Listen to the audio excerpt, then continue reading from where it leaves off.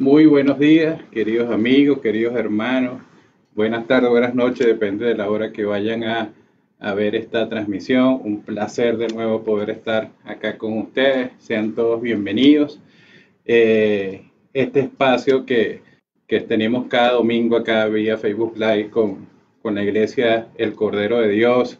Si te enteraste de esta transmisión, pues, compartieron el link o algo, sigue a la página del Cordero en Facebook. La voy a poner por acá, esta que está por acá, Iglesia Cordero de Dios PZLA. Esa es nuestra página en Facebook. En esta página están todos los videos, está toda la información, muchas cosas que serán de bendición para tu vida. No dejes de seguirnos. Acá está el nombre para que lo ubiques en Facebook.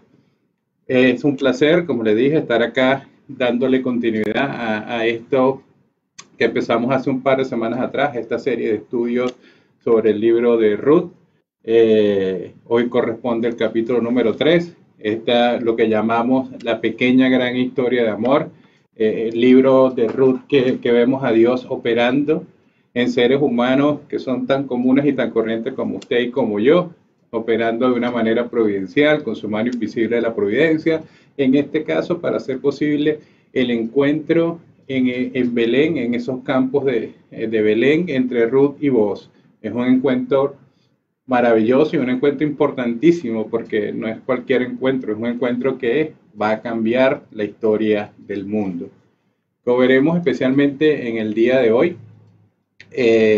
Dios suele moverse por caminos o por senderos muy misteriosos. Todos los que han leído el libro anteriormente, los que han visto este capítulo 3, es un capítulo que tiene algunas controversias, polémicas, un pasaje interesante de estudiar. Está orando mucho para que el Señor ponga la idea correcta y el mensaje correcto de lo que quiere transmitir a través de este hermoso capítulo y el pasaje que muestra a Ruth y Boaz, este encuentro en la era de la cebada. Y es algo que vamos a compartir el día de hoy. Ciertamente es un encuentro fuera de lo común, pero eso es ni más ni menos lo que está allí plasmado en la escritura que todos sabemos inspirada por el Espíritu Santo. Y esto es lo que el autor dejó descrito en estas páginas para enseñarnos, para contarnos los detalles de este maravilloso encuentro. Vamos a hacer entonces, antes de empezar el capítulo 3, un brevísimo resumen de lo que fue el capítulo 2 que estuvo compartiendo la semana pasada nuestra querida hermana Carmen Arcia. En el capítulo 2 dejamos a Ruth y Noemí, que ya habían regresado a Belén, estaban viviendo en la casa de Noemí, y de alguna forma estas dos mujeres determinaron que iban a dejar o iban a empezar a vivir a través de la providencia y de lo que dictaba el Señor, de ese resguardo del Señor, porque el Señor siempre ha tenido cuidado de todo lo que son huérfanos, extranjeros, los que son desposeídos, los que son las viudas, los forasteros, o sea, de las partes menospreciadas quizás o de los menos favorecidos, por llamarlo de alguna forma. El Señor había previsto en su ley o tiene previsto en su ley la ayuda para estas personas. Y es por esto que Ruth y Noemí deciden apoyarse en estas leyes o en estos dictámenes del Señor para tener su provisión. Estos dictámenes del Señor para los desposeídos con respecto a la provisión del alimento en los campos, como comentaba también la semana pasada mi hermana, en los campos cuando hacían la recolección en este caso de la cebada o del trigo, otro grano, todas las espigas que cayeran de los recolectores no deberían regresar a recogerlas, sino dejar en el piso para que aquellos más desposeídos tengan la posibilidad de ir y tomarlas de allí. También esta disposición decía que a los márgenes de los campos, a las partes marginales de los campos, también había unas zonas donde les era permitido a estas personas menos favorecidas entrar y recoger para el alimento. Entonces Noemí se va a explicar a uno de estos campos y Ruth y Noemí se emociona cuando se entera que de una manera casualmente casual al campo donde fue a espigar Ruth, o consiguió espigar y a trabajar Ruth, llega precisamente al campo de Boaz. Y Noemí no solamente se emociona porque Boaz, según lo que le relató Ruth, la trataba de una manera muy bondadosa, una bondad que se quiere inusual, quizás de alguna forma dejando entrever el interés que Boaz tenía en Ruth, sino que también se emociona porque ella sabe que Boaz es un pariente cercano de de su esposo muerto Elimelech. Sin embargo, en esta transición de trabajar en el campo, pasan 6, 7, 8 semanas. Ruth está por su lado haciendo su trabajo, llevando la provisión a la casa, Boaz anda en sus negocios, también pendiente de sus tierras, pero no sucede nada más allá de eso. Cada quien está en sus cosas, pendiente de sus asuntos.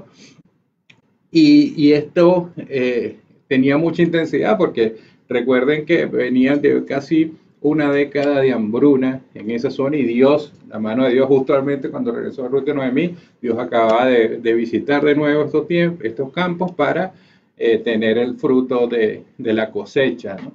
Entonces una vez que esta cosecha, el proceso de la cosecha, una vez que la cosecha era recolectada y los granos eran separados, aquí cada quien recogía su parte, vendían, cada quien agarraba su alimento, se iba con su dinero en los bolsillos y cada quien se iba para su casa a esperar el próximo periodo de cosecha. ¿Qué es lo que pasa con esto? Que, que había la posibilidad que si el tiempo seguía pasando y no pasaba nada entre Ruth y Boaz, cada quien entonces al final del periodo de esta cosecha pudiera ser que se distanciaran y no se vieran más.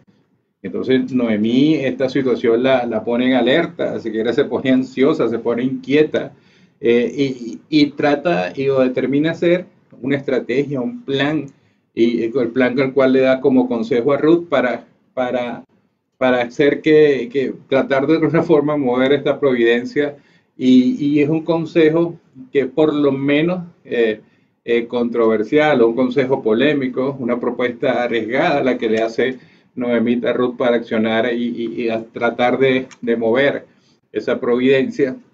Y eso es lo que vamos a estar viendo a partir del capítulo 3, cómo se propicia este encuentro entre Ruth y Boaz.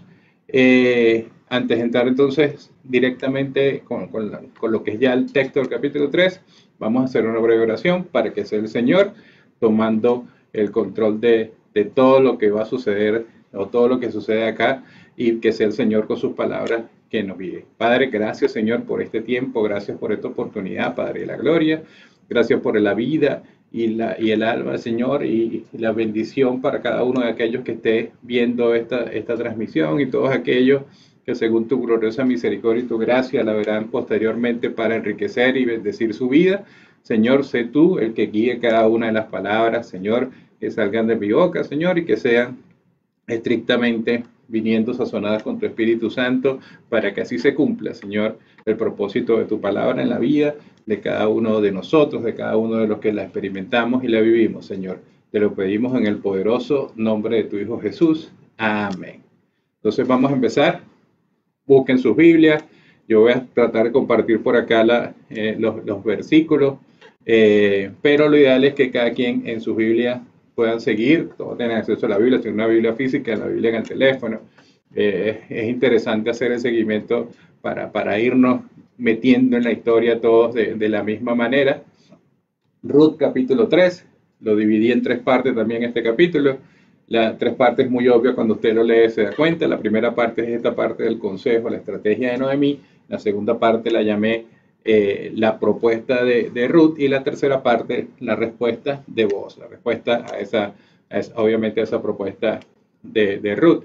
Vamos a ver la primera parte que entonces tenemos en Ruth. Vamos a leer los versículos 3, los versículos del 1 hasta el 5. El consejo de Noemí, permítame y le comparto por acá. Ruth, capítulo 3, versículos de 1 al 5. Dice la palabra del Señor. Después le dijo a su suegra Noemí, hija mía, ¿no he de buscar hogar para ti para que te vaya bien? ¿No es vos nuestro pariente cuyas criadas tú has estado y aquí que él avienta esta noche la parva de las cebadas?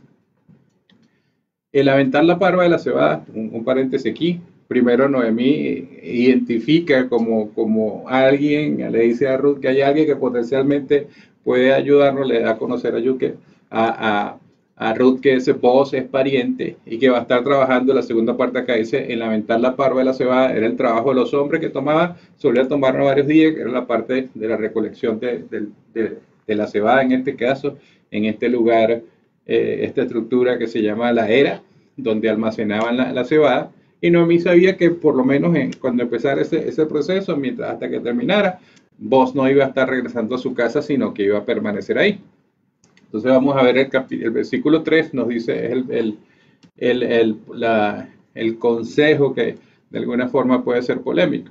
Dice la palabra, versículo 3, te lavarás pues y te ungirás y vistiéndote tus vestidos irás a la era, mas no te darás a conocer al varón hasta que él haya acabado de comer y de beber. Y cuando se acueste, un tip acá para el versículo 4, cuando se acueste, para los hombres, para los solteros en general.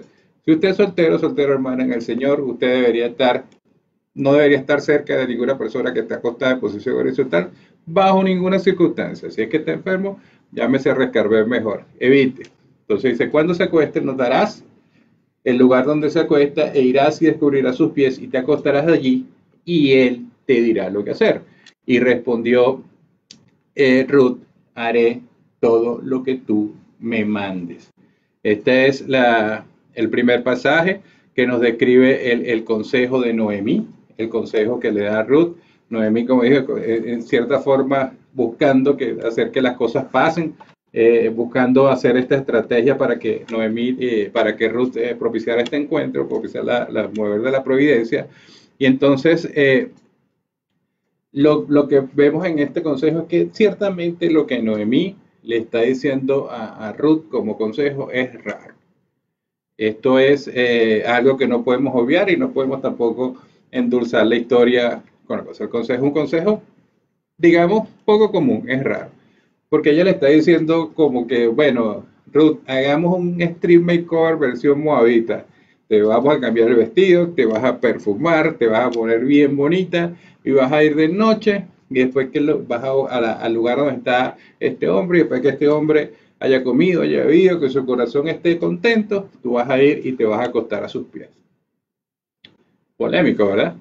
Pero pensemos por un momento por qué es polémico, porque tiene ese matiz. Pensemos un momento, según este consejo, en todo lo que pudo haber salido mal esa noche. Un hombre interesado, que había mostrado cierto interés por Ruth, se había mostrado bondadoso, pero había mostrado interés por Ruth y por su suegra.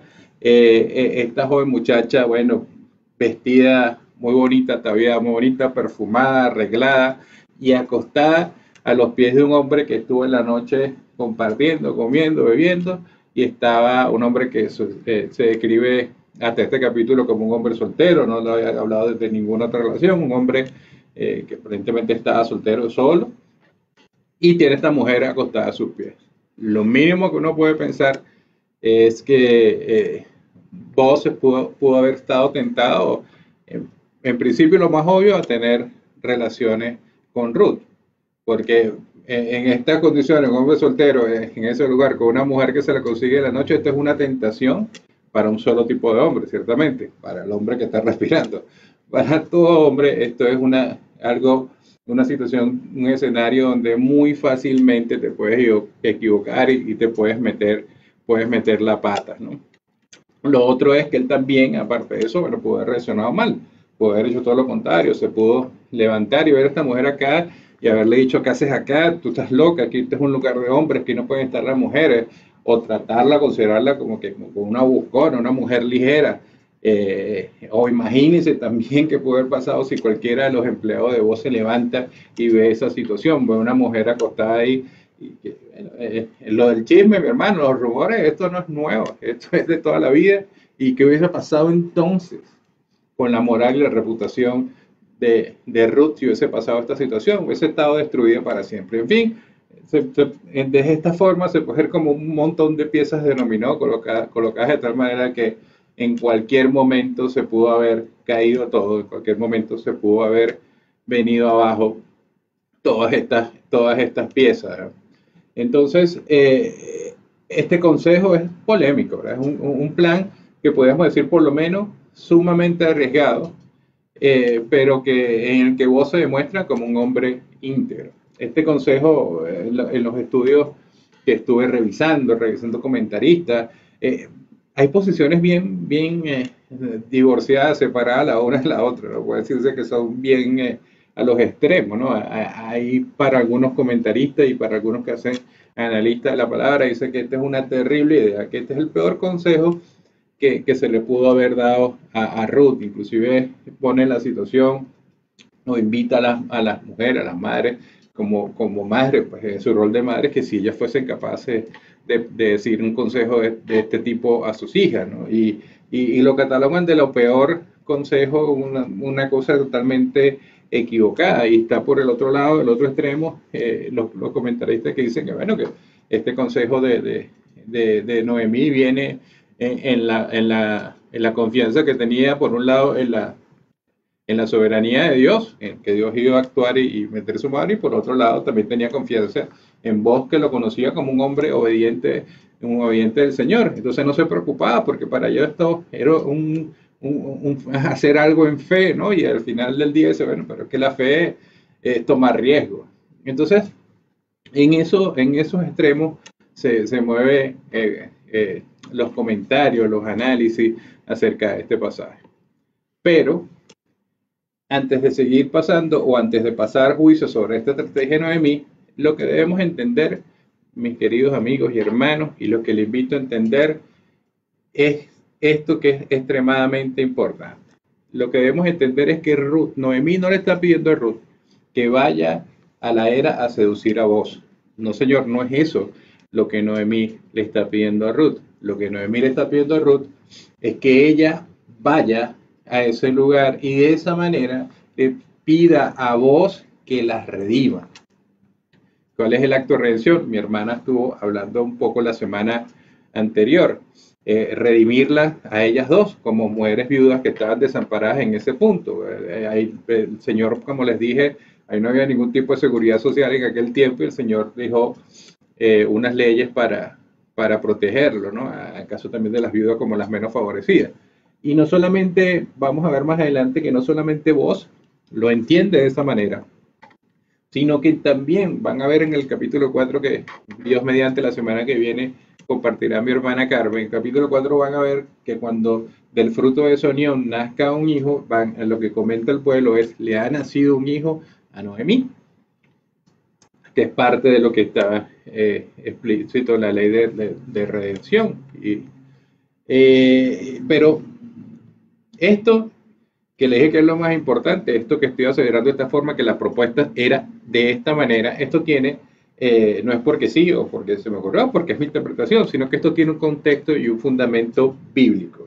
Todo esto tiene un respaldo bíblico. El diccionario de la Biblia es la Biblia misma y la Biblia se explica a sí misma. O sea, toda esta explicación la misma Biblia lo da.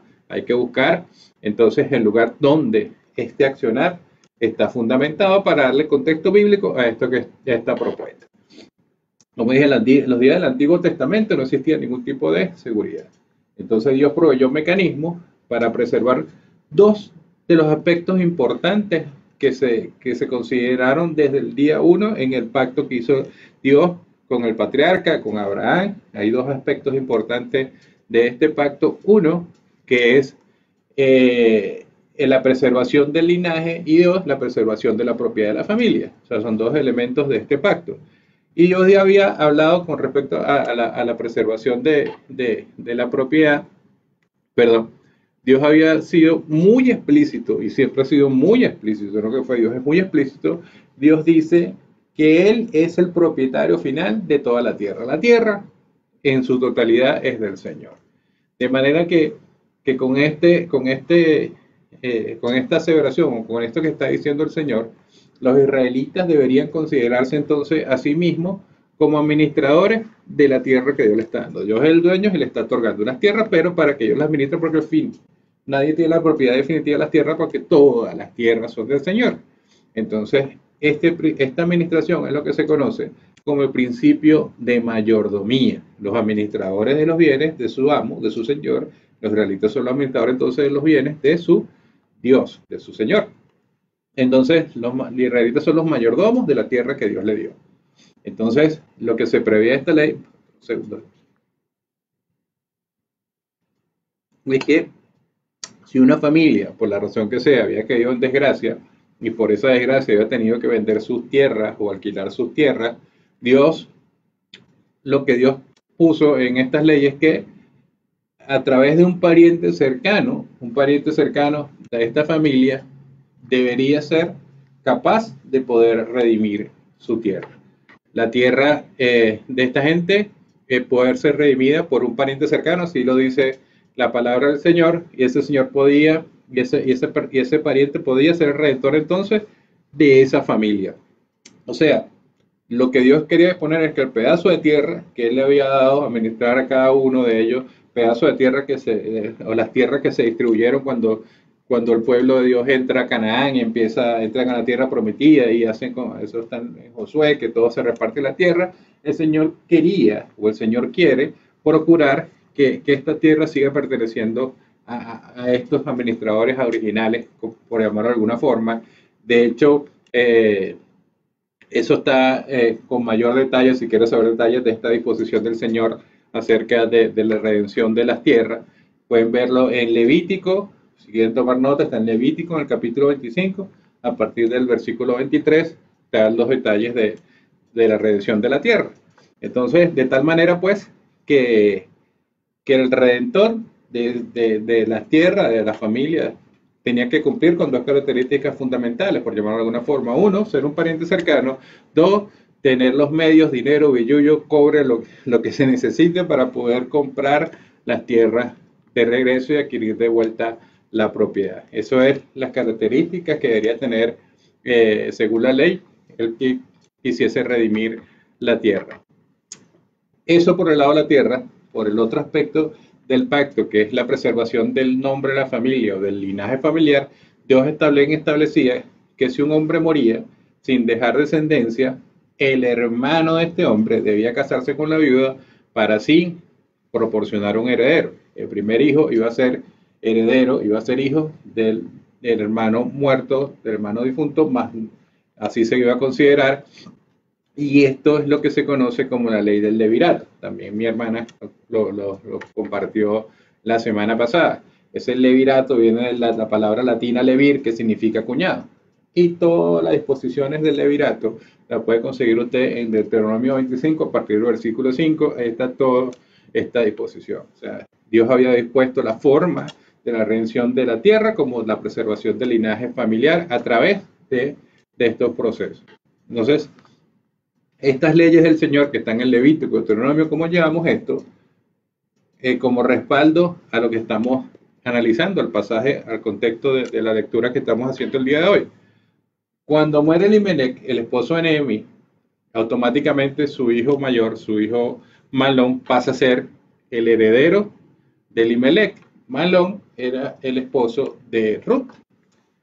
Lo que pasa desafortunadamente que Malón también murió, entonces se quedaron estas dos mujeres viudas y el proceso, por eso comentaba en el capítulo 1 que no solamente murieron ahí Malón, Kelión y Elimelech, los padres y el hijo, sino que de alguna forma en ese punto había muerto también el apellido, el linaje, porque no había forma de continuar la descendencia, pues todos los varones habían muerto. Así que estas viudas necesitan, según estas leyes, un pariente cercano que los redimiera, que redimiera la propiedad de Elimelech. Esto lo van a ver con más detalle el próximo domingo, pero también necesitan un heredero, porque no había descendencia, necesitaban un heredero que preservara también el nombre, el linaje de la familia. En otras palabras, para todo esto, estas mujeres necesitaban un redentor. Entonces, mis queridos hermanos, si bien es cierto que podemos decir que la estrategia de Noemí es por lo menos calificarla arriesgada. Bueno, si Noemí, yo comentaba con mi hermana el otro día que si Noemí quería era buscarla, pedirle a Ruth que fuera su redentor, bueno, pudieron ir al medio y tocar la puerta, no hacer toda esta estrategia, todo este montaje tan preparado, pero sí lo dice la palabra y creo que la estrategia para mí sigue siendo nada recomendable, pero podemos decir, según el contexto de lo que leímos de la ley, que tenía su fundamento bíblico. Ella está procediendo dentro de los parámetros establecidos por Dios en su ley y por lo tanto, mis queridas hermanas, llamadas hermanas solteras, lo que quiero decir es que estos principios, por un lado, estos principios no se pasan de una cultura a otra. Y segundo, el resumen, mis queridas hermanas solteras, esto que estoy queriendo, esto que está expuesto acá, no lo puso el Señor en la palabra como una forma, manera o estrategia para que las mujeres jóvenes consigan marido. No es así. Esto definitivamente es una estrategia arriesgada, pero es algo, tiene sus fundamentos lo que quería hacer, el trasfondo de lo que quería hacer Noemí, está dentro del marco de la disposición de Dios. Ella se está moviendo para que esto, hacer que esto se cumpla, que la estrategia es arriesgada. Siempre vamos a decir que sí, que es arriesgada. Y si no hubiese sido de repente, o si no hubiese sido de repente, si no hubiese sido por la intervención de la providencia de Dios, y por un lado, y tanto que Ruth y vos eran personas de integridad más que comprobada, esto no hubiese sucedido de esa manera. O sea, un plan que pudo, como le dije, una ficha dominó que en cualquier momento se pudo haber caído todo en serie. Entonces, la integridad de Ruth y Noemí es lo que vamos a ver, o la acción de Ruth y Noemí, de este comportamiento dentro de la obediencia del Señor, dentro del temor del Señor, es lo que vamos a ver en la segunda, a partir de esta segunda parte. La segunda parte de este análisis se llama la propuesta de Ruth. Me permiten, las comparto. Vamos a leer los versículos ahora desde el 6 hasta el 9. La propuesta de Ruth, versículos 6 al 9. Dice la palabra: descendió pues a la era e hizo todo lo que su suegra le había mandado. 7. Cuando vos hubo comido y bebido, su corazón estuvo contento, se retiró a dormir a un lado del montón. Y entonces ella vino calladamente y descubrió sus pies y se acostó. Y aconteció que a la medianoche se estremeció aquel hombre y se volvió, y he aquí una mujer estaba acostada a sus pies. Entonces él dijo: ¿quién eres? Y ella respondió: yo soy Ruth, tu sierva. Extiende el borde de tu capa sobre tu sierva, por cuanto eres pariente cercano. Ese es el contexto de lo que hizo, la propuesta que está haciendo Ruth, que es lo que vamos a empezar a analizar a partir de esta segunda parte. La propuesta de Ruth, tal como lo había previsto Noemí. Vos se había quedado esa noche a dormir en la era, después de lanzar la cebada. Este lanzamiento de la cebada, digo, la era era un lugar donde se acumulaba la cosecha, el trigo o la cebada. Era un lugar que solía estar en la parte más alta del pueblo o de la zona, de manera que, y era abierto, de manera que el lanzamiento de la cebada era después que lo trillaban y la cebada era trabajada, golpeada, hacían el lanzamiento de la cebada, era lanzar la cebada al aire. Entonces, por el peso natural del trigo o de la cebada en este caso, el grano iba a caer, y todo lo que no fuese grano, la paja, todo lo demás, por la brisa, por el lugar alto, se lo iba a llevar. Entonces ellos iban acumulando de esta forma, iban separando el trigo, la cebada de la paja y lo que no fuese el alimento, y era un trabajo para toda la cosecha que podría durar varios días, y es por eso que los hombres se quedaban en ese lugar durmiendo hasta no finalizar, y entre otras cosas, para comenzar el día siguiente, para continuar el día siguiente, pero otra cosa no menos importante, para evitar que los granos se los robaran. Entonces, en ese contexto, siguiendo el consejo de Noemí, llega Ruth a plena noche a ese lugar y se queda escondida en la oscuridad. La Biblia no lo dice, pero en algún momento en el camino de Moab a Belén, como que Noemí le dio un entrenamiento ninja a Ruth, ¿no? Para esconderse en la oscuridad, moviéndose sigilosamente, y le dijo que viera desde ese lugar escondido donde se acostaba vos.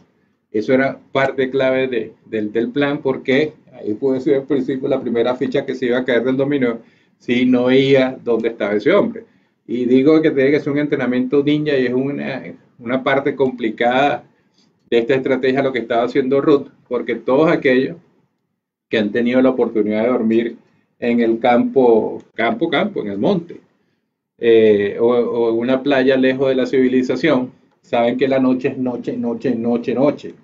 De hecho, bueno, la familia de mi mamá es de un campo acá que se llama Belén, que es al centro en el estado Carabobo, y ese, cuando yo la mayoría de mi infancia íbamos a visitar a mi bisabuela allá en su casa, una casa muy humilde que estaba ahí en el campo, y la mayoría de las casas en el campo tienen el baño en el patio, la parte de atrás.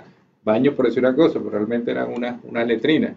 Y eso, mis hermanos, si usted está de noche cuando le empezaba a pegar el frío, que tenía que ir al baño, usted se lo pensaba 40.000 veces porque eso es oscuro, oscuro, oscuro. En esos campos de noche, la noche es noche. Y realmente en mi caso yo aprendí a valorar y apreciar un instrumento que ha sido buenísimo para la unidad que se llama la vasenilla porque te ahorraba el viajecito hasta allá, porque es realmente una oscuridad importante. Entonces imagínense todo lo que tenía que hacer Ruth dentro de esa oscuridad, decir, acercarse sigilosamente, conseguir dónde iba a estar acostado vos y con esa estrategia de ninja llegar calladamente, descubre los pies y acostarse allí, tal cual como se lo indicó Noemí. Apegándonos entonces a lo que dice, lo que acabamos de leer en el texto, la descripción del texto no dice que ella se agarró y le acostó y le jaló la cobija a vos y se arropó también, o tampoco dice que ella se puso de tal forma que su cuerpo tocara el cuerpo de vos y propiciara algo, no dice nada de eso el texto. El texto simplemente dice que ella llegó hasta ahí, descubrió sus pies y se acostó. Esta es una sección de la palabra, una sección de la Biblia que podemos llamar como descriptiva, más no prescriptiva. ¿Por qué descriptivo y no prescriptivo? Porque es un relato que nos dice, nos describe lo que sucedió, más no nos prescribe, más no nos da detalle o no nos dice qué es lo que debió haber sucedido o qué es lo que debería suceder.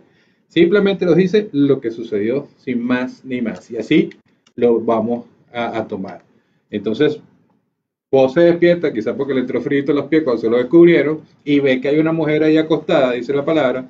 Imagino que vos, en medio de la somnolencia, y está todavía Tatareto levantándose ahí, y le pregunta quién eres. Y ahora viene la parte importante del versículo 9, la respuesta de Ruth. La respuesta de Ruth a quién eres: soy Ruth, tu sierva, extiende pues tu manto sobre tu sierva, por cuanto eres pariente cercano. Esa es la respuesta que le da Ruth a vos en el versículo 9. Y literalmente cuando Ruth dice extiende tus alas sobre tus, extiende tu manto sobre tu sierva, la palabra que define ahí manto en el original es alas. Entonces lo que le está diciendo es extiende tus alas o extiende tus alas sobre tu sierva.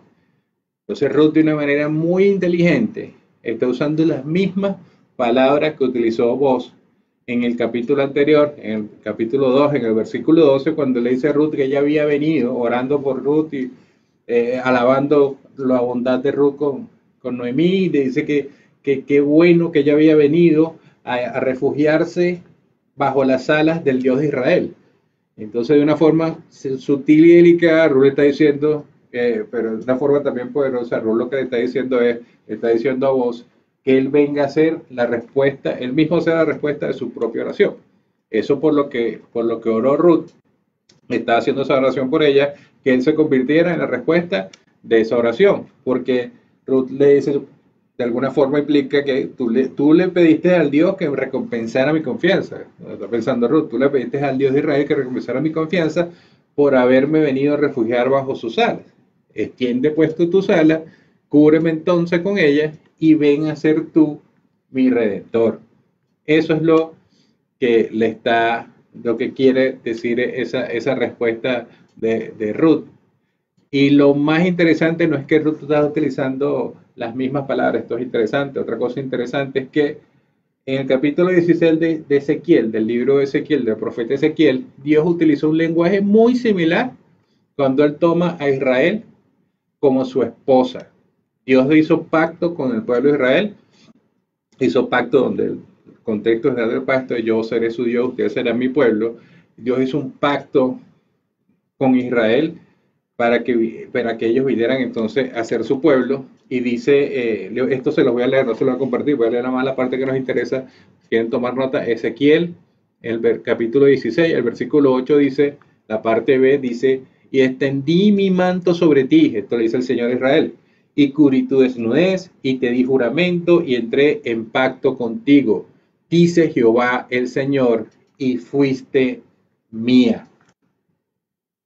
Y estos, hermanos y amigos, es precisamente la propuesta que está haciéndole Ruth a vos. Ruth le está diciendo a vos, en otras palabras, cásate conmigo. Bueno, no fue precisamente un cásate conmigo, fue más bien un como que si tú quieres casarte conmigo, por mí está bien. O como dijera la famosa poetisa y dramaturga de nuestros tiempos, Jennifer López, y el anillo, ¿para cuándo? Esto resume la propuesta. Realmente todo esto en el contexto bíblico, lo que hizo Ruth es una propuesta de matrimonio a vos. Eso es lo que implica, y es una propuesta que, si bien vimos y describimos hace 3000 años, una propuesta audaz. Hoy, 3000 años después, les aseguro que sigue siendo igual de audaz. Y esto propuesta tiene su respuesta, y es lo que nos va a llevar a la tercera parte, que es la respuesta de vos. Permítanme un segundito. Vamos a estar leyendo desde el versículo 10 en adelante. La respuesta de vos hasta el final del capítulo. Ahora, algo importante. Vos no estás obligado a responder a responder que sí, ¿no? Vos no estás obligado a esta propuesta a responder que sí, porque después de todo, vos era un pariente cercano, no era el hermano de Elimelech, tampoco era hermano de Mahlón ni Kelión, y una cosa, él como pariente cercano era redimir la propiedad de la viuda, pero otra cosa muy diferente era casarse con Ruth.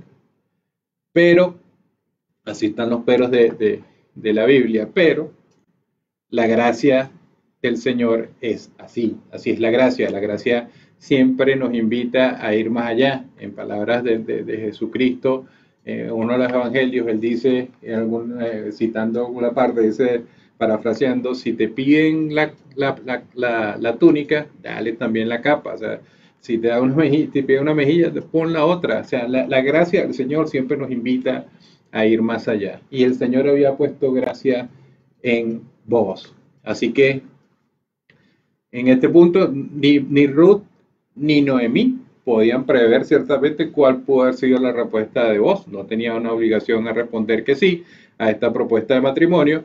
Vamos entonces a leer los versículos desde el 10 hasta en adelante. Permítame, se lo comparto. Versículo del 10 al 13, del 10 en adelante, dice la palabra del Señor.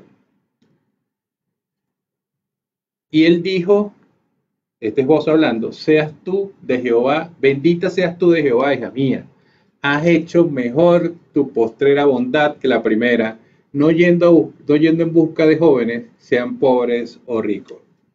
Esto, mis hermanos, es una respuesta de un hombre cabal, de un hombre correcto, de un hombre temeroso del Señor, de un hombre obediente del Señor. Es una respuesta llena de gracia. La gracia, como le dije, la gracia que tenía vos, que le dio el Señor a vos, permitía a él percibir la gracia en los demás, porque él está viendo gracia dentro de una situación que se podría hacer a primera vista, bajo los ojos naturales, una situación embarazosa. Dios está bien, Ruth, vos está viendo esto con gracia y le dice, bendita seas tú de Jehová. Esto es un hombre, mis queridos hermanos, este es un ejemplo, la actitud de este hombre. Y luego le dice, has hecho tu última voluntad mejor que la primera, en el versículo 10. Cuando él habla de su última voluntad, ¿cuál es esa última voluntad? ¿A qué última voluntad o cuál primera voluntad se refiere? Bueno, aquí se está refiriendo a la primera voluntad, es la que vimos, les comentaba ahorita el capítulo 12, cuando él alaba a Ruth por lo que había hecho, por su entereza, por su trabajo, porque estaba buscando el beneficio de su suegra. Todo eso que alabó vos en el capítulo anterior es la primera bondad, y ahora le está diciendo esta bondad que estás haciendo ahora conmigo, porque realmente tú eres una mujer hermosa, una mujer joven, Yo sé, quizás vos dentro de tu temeroso porque es un hombre mayor, se queda asombrado, bueno, esta mujer se fijó en mí y pudo haber tenido y atendido a la propuesta de cualquier otro más joven, que es lo que dice ahí, pues sean joven, igual sean buenos ricos, pero sean más joven, creo que ahí es donde enfoca a vos, que es el tema de que creo, soy un hombre mayor y esta mujer ha hecho esta bondad conmigo, hacerme esta propuesta de matrimonio a mí y le está diciendo, esta bondad que haces conmigo hoy es mejor, tu bondad postrera es mejor que la primera, le dice vos. Y vos ve entonces con esa gracia, ve virtud en Noemí, en Ruth, perdón, y es lo que describe en el siguiente versículo. El versículo 11 dice, ahora pues, no temas, hija mía, yo haré contigo lo que tú digas, pues toda la gente de mi pueblo sabe que eres mujer virtuosa. La palabra que define virtuosa, que describe mujer virtuosa acá, es la misma que se usa en Proverbios 31, Proverbios 31:10, una lectura para los que no la han hecho, se los invito a hacer, Proverbios 31:10, donde describe la mujer virtuosa, la mujer temerosa de Dios, la mujer, una mujer que dice que de alta, que es de alta estima, más que las piedras preciosas, es un relato muy hermoso. Entonces, eso que describió, como describe en este punto vos a Ruth, es la misma descripción que se utiliza en Proverbios 31. Y una nota importante, un fun fact, como dicen los gringos, es que en la Biblia hebrea, el libro de, de Ruth no está como en nuestra Biblia actual, que está después del libro de Jueces. En la Biblia hebrea, el libro de Ruth está después de Proverbios.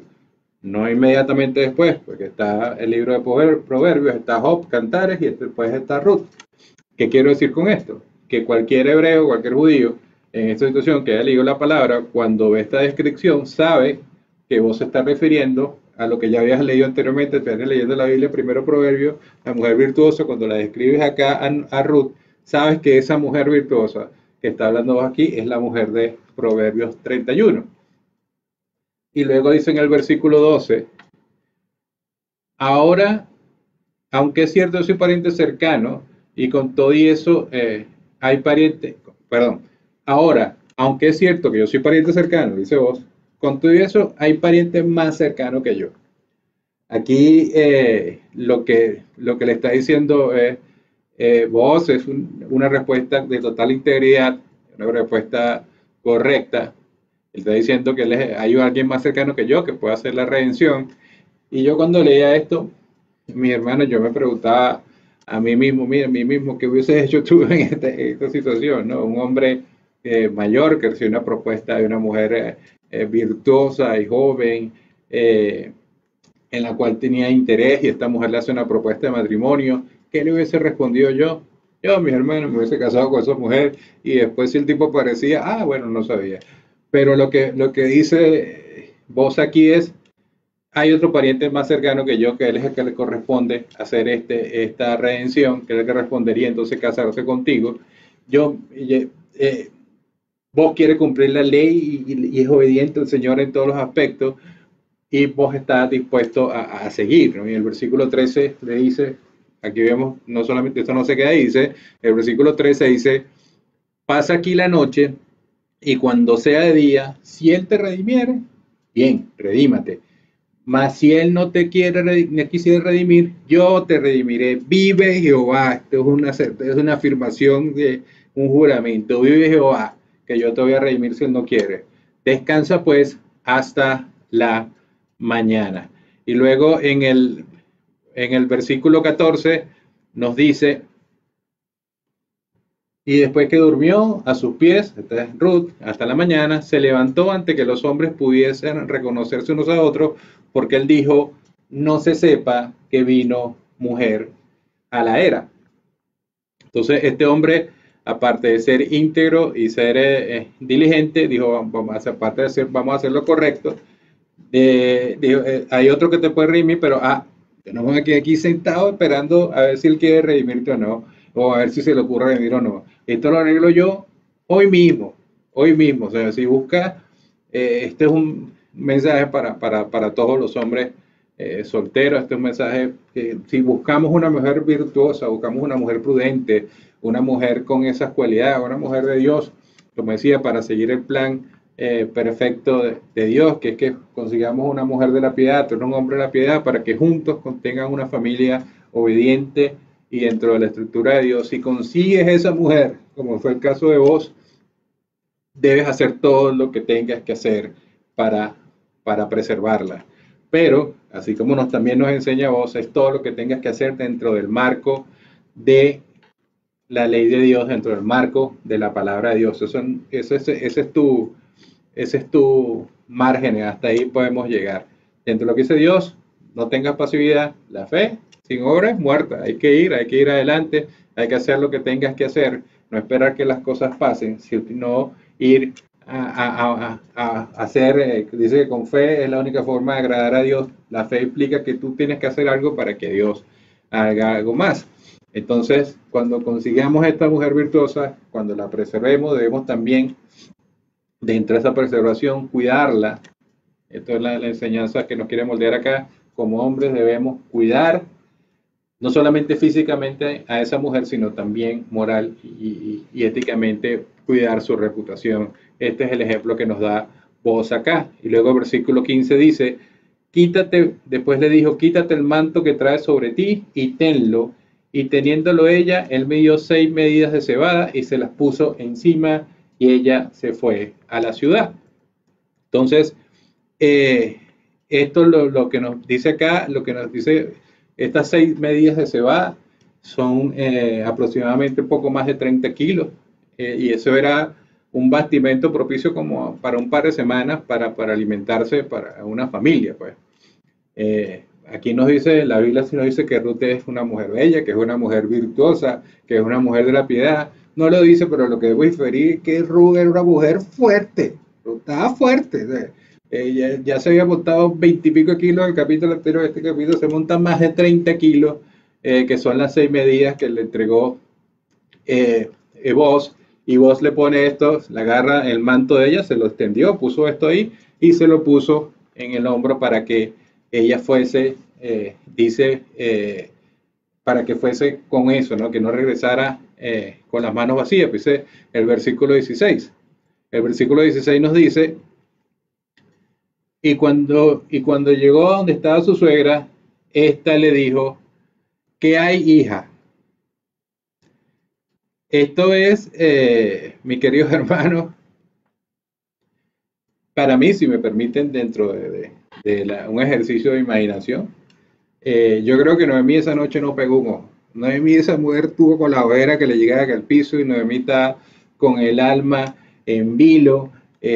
No creo que Noemí haya podido dormir. Noemí no sabía cómo podía terminar esa propuesta que, si bien tenía su marco dentro de la ley, era una propuesta arriesgada. No sabía si Ruth iba a regresar a la casa o llorando como una Magdalena o con una sonrisa de oreja a oreja. Entonces Ruth lo primero que hace Noemí cuando Ruth abre la puerta, él le pregunta, ¿qué hay, hija mía? No me sale la voz de la vieja, pero le pregunta, ¿qué hay, hija mía? Y ella le contó todo lo que aquel varón le había, con todo lo que con aquel varón le había acontecido. Este es el versículo 16. Ahora, yo imagino que también dentro de este ejercicio de imaginación, que le respondió Ruth fue, Noemí, si más o menos me ayuda a quitarme este 30 y pico kilos del hombro, yo con mucho gusto te echo el cuento. Porque no había ni llegado, ya Ruth, ya Noemí le está preguntando qué había pasado. Y dice el versículo 17, se los comparto. Versículo 17 dice, y dijo, estas 6 medidas de cebada me dio diciéndome, dice, te lo cuenta Ruth, diciéndome, a fin de que no vayas a tu suegra con las manos vacías.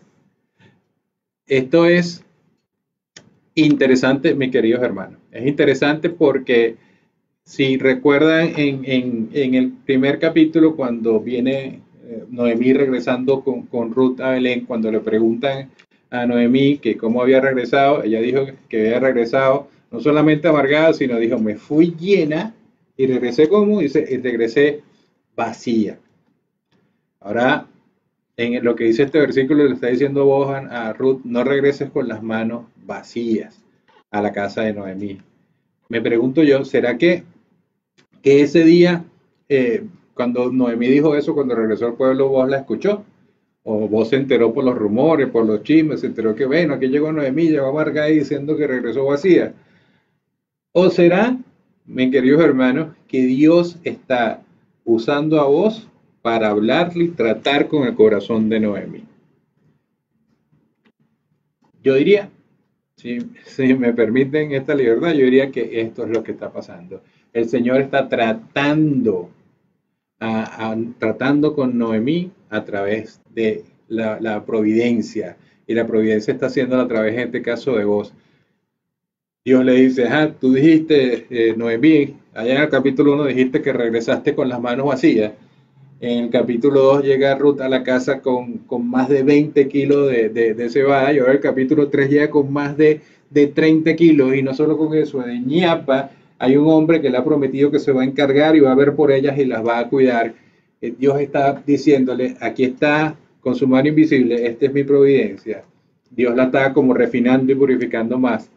Y vamos a ver en el último versículo un poquito de ese impacto de que tiene ese trato de Dios con Noemí. Dice en el versículo 18, se lo comparto, versículo 18 y último, este capítulo dice, entonces Noemí dijo, espérate, hija mía, hasta que sepas cómo se resuelve el asunto, porque aquel hombre no descansará hasta que concluya el asunto hoy. Esto es maravilloso como hay cambios radicales cuando las personas son tratadas por el Señor, cuando el Señor tiene ese trato contigo, empieza el Señor a moldearte, a modificarte, a buscarte.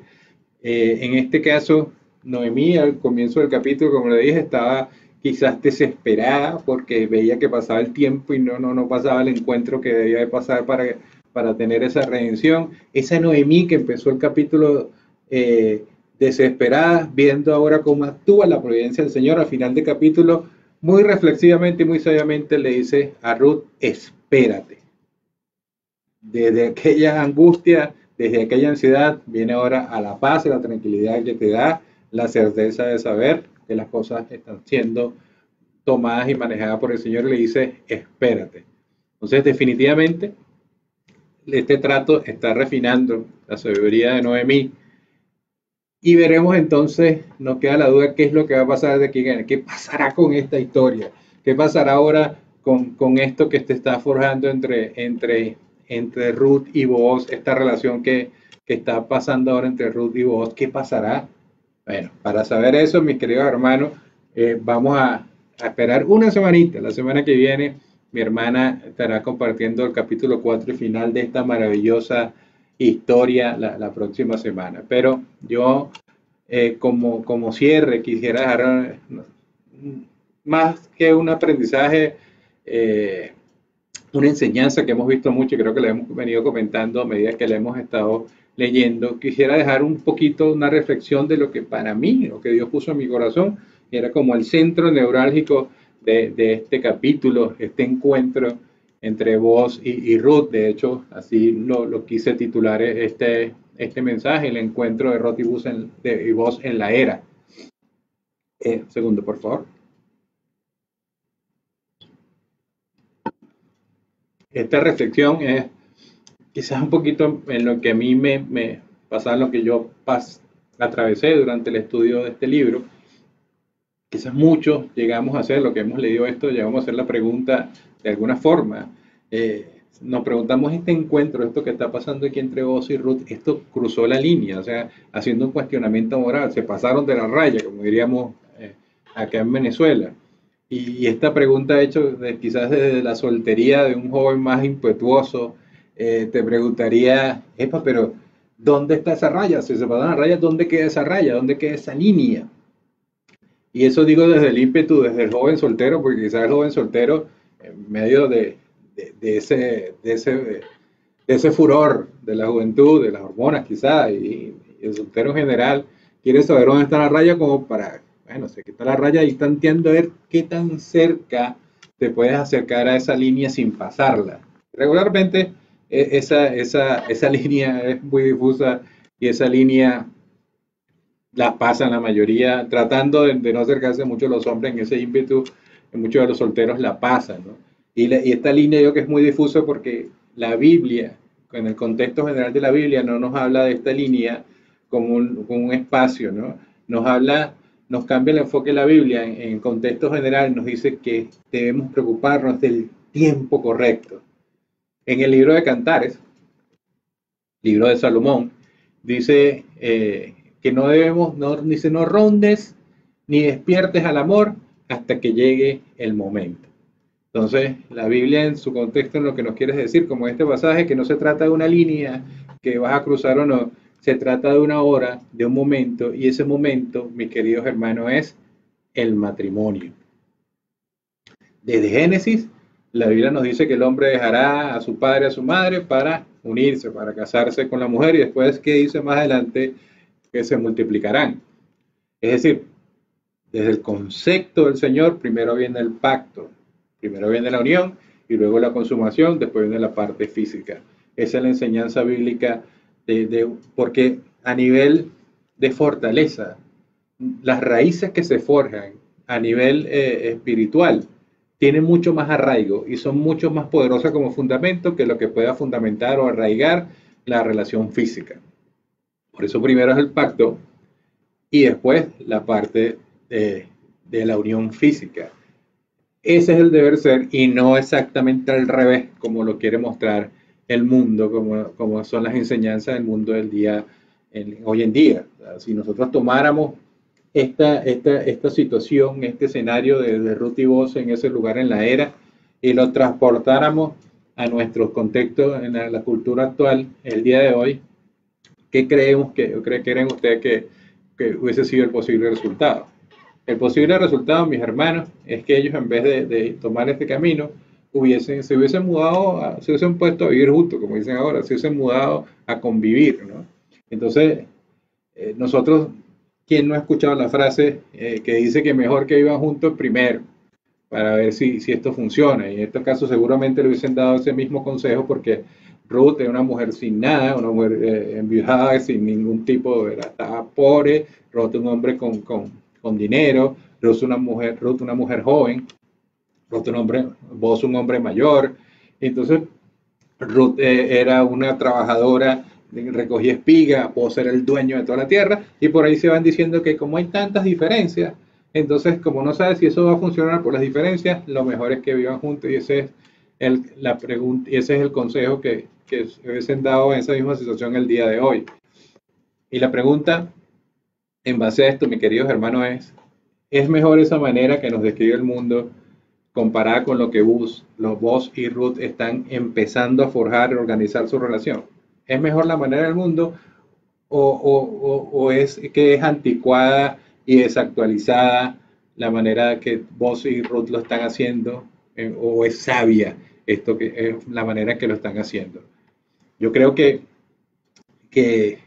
es una manera sabia, pero fíjense, las estadísticas hoy en día dicen que si una pareja vive junto antes de casarse, la tasa de divorcio de aquellos que viven juntos antes de casarse, la tasa de divorcio, de separación, es 150% más alta que aquellos que hacen de la manera, primero tienen el matrimonio y con el matrimonio empiezan a vivir juntos. Entonces, estas estadísticas dicen que el hecho de vivir juntos no te prepara entonces para el matrimonio. El hecho de vivir juntos antes de casarte, lo que te prepara es para el divorcio.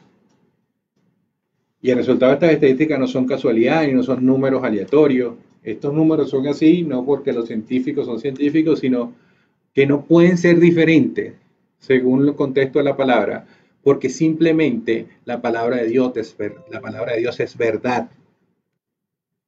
Como la palabra de Dios es verdad, esto le dice que si tú haces de la forma incorrecta, no haces en la forma que Dios lo dispone, estás destinado al fracaso. La respuesta entonces es que el camino de Dios, mis queridos hermanos, es el mejor camino. Que el ejemplo de Ruth y Boaz no es un ejemplo antiguo, ni es un ejemplo obsoleto, es un ejemplo que no tiene, como la palabra misma, no tiene tiempo, es eterno. Esto es la palabra de Dios, y la palabra de Dios es eterna porque el Señor que la inspiró y Dios es eterno. Entonces, tan válida en aquel momento como válida en este momento, y esto es lo que debemos tomar de enseñanza, mis queridos hermanos, acerca de las relaciones, como nos describe. Esta es una historia maravillosa de amor que nos describe este pasaje y nos describe también la manera correcta de hacer las cosas dentro de las relaciones amorosas. La ley de Dios no está entonces para restringirnos de ningún disfrute, la ley de Dios está para evitar que nos lastimemos. Y como les dije, esto no es solamente una historia maravillosa de amor, que lo es, también es una historia que nos habla de la redención. Y esta redención que está ahorita bajo el tema de la ley, que vamos a ver más adelante cómo ocurre, es el marco, el inicio de estos dos, de Ruth y de Boaz. Van a ser el hombre, viene ese linaje, viene a nacer el hombre que es el máximo redentor, es la línea del linaje directo de la genealogía de Jesús. Viene de Ruth y de Boaz, ellos están dentro de esa genealogía. Ruth está dentro de esa genealogía, su hijo es parte de esa genealogía dentro de la tribu de Judá. Entonces, ¿qué mayor acto de redención que el que hizo el Señor Jesucristo por todos y cada uno de nosotros, pagando, en este caso, redimiendo nosotros de una esclavitud, de la pérdida de nuestra libertad con el precio más alto, que es el precio de la sangre? Eso les costó a Jesucristo y a Dios les costó, dio a su Hijo por la redención de nosotros. Y usted, mi querido amigo, que está viendo este mensaje y ve lo maravilloso que es el acto de redención, pero no tienes hoy en tu corazón y no reconoces hoy en tu corazón a Jesús como tu único redentor y suficiente Salvador, yo te invito para terminar que repitas esta oración. Padre, reconozco que he sido pecador, Señor. Padre, hoy me presento ante ti con un arrepentimiento, Señor, de cada uno de los pecados y sé que tú con tu sangre en la cruz, Señor, lavas todos mis pecados, Señor, y me harás un hombre nuevo, Padre Santo. Padre, te reconozco, Señor, como mi único y suficiente Salvador, Señor. Reconozco que tu sacrificio en la cruz por mí, que te diste tu vida, que no escatimaste ser rey y ser Dios para venir a la tierra y ser hombre y morir por mí y resucitar al tercer día. Es el sacrificio que hoy reconozco y me declaro hoy tu hijo a través de esto, porque te reconozco en todos los caminos de mi vida. Y te pido, Señor, que no, que inscribas hoy mi nombre en el libro de la vida para que nunca más sea borrado y recibir a ti el maravilloso regalo de la vida eterna. Gracias, Padre Santo, te lo pedimos en el poderoso nombre de tu Hijo Jesús. Amén y amén. Gracias, mis queridos hermanos, por este tiempo. Gracias por atendernos. Gracias por estar pendiente. Que Dios los bendiga. Que Dios los guarde, hermanos queridos. Nos vemos, bueno, aquí la semana que viene en este mismo espacio para ver el final de esta maravillosa historia. Dios los bendiga. Dios les guarde.